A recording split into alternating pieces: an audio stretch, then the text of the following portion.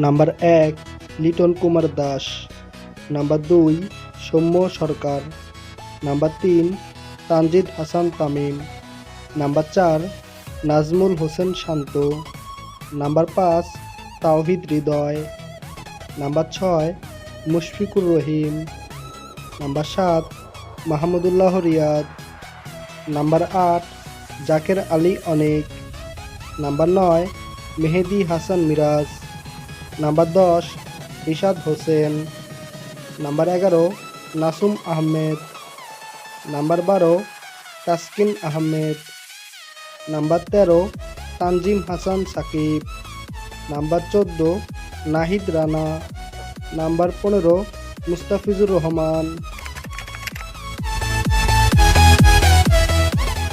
Number ১ Rohit Sharma, number ২ Shubman Gill, number ৩ Virat Kohli, number ৪ Rishabh Pant, number ৫ Lokesh Rahul, number ৬ Hardik Pandya, number ৭ Surya Kumar Yadav, number ৮ Yashasvi Jaiswal, number ৯ Ravindra Jadeja, number ১০ অস্কার Patel, number ১১ Kuldeep Yadav, number ১২ Mohammed Shami, number ১৩ Arshdeep Singh, number ১৪ Jasprit Bumrah, number ১৫ Mohammed Siraj.